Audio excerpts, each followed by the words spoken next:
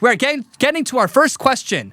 This comes from Isaac11 on Instagram. What's your biggest contention with the conservative movement? Great question, Isaac.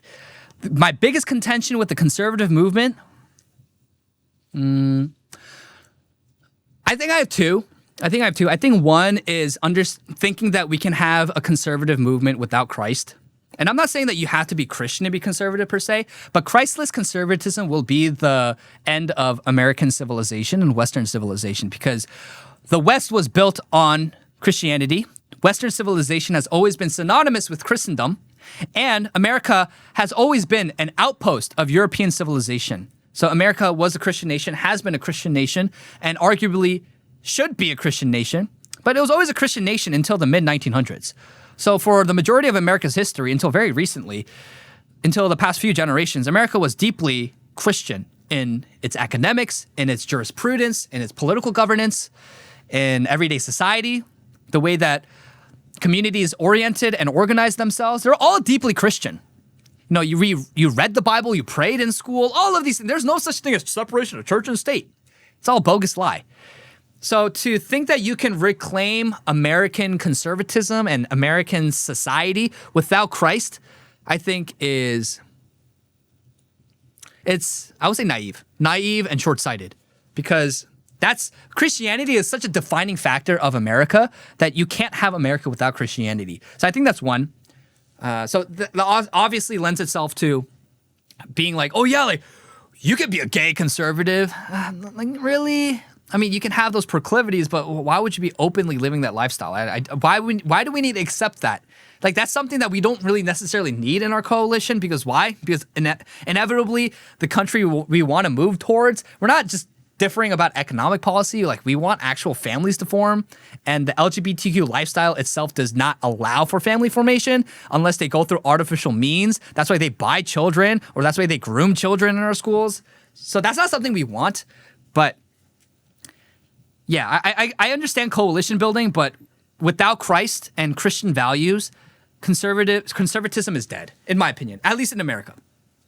Now, secondly, my other contention with the conservative movement is that they don't understand politics in a broad sense. So their view of politics and history is limited to the past maybe 100 years at most, much like the left. So the left, their only frame of reference by judging anything, it's Nazis or slavery.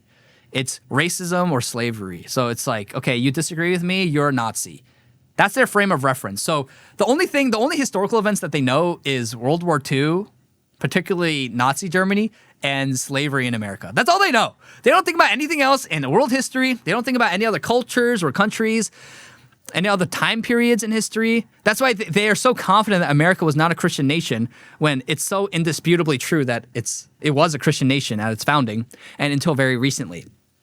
But I wish conservatives have a broader view of history and politics, because they only think that a lot of conservatives still think that freedom is the most important political virtue. But again, it's not. And the founding fathers didn't even think this either. Most of them hated democracy. They hated mass democracy. When they said liberty and freedoms, it was the freedom to do that which is good, to pursue goodness and higher knowledge, and implementing and discovering that the transcendent moral order. That's what freedom was used for. So when you think about liberal arts education, it's understanding how you leverage and exercise your liberty for the goodness of society, for your family, for your nation, and for yourself, for your eternity.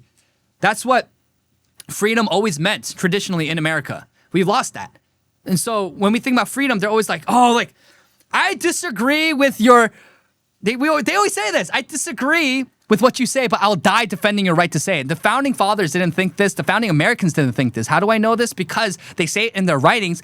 They had blasphemy laws. So if you say blasphemy laws are inherently anti-American, yet you appeal to the founding of America about what Americanism is, like there's a contradiction there. Oh my God, I just did the 6-7 thing. There's a contradiction there.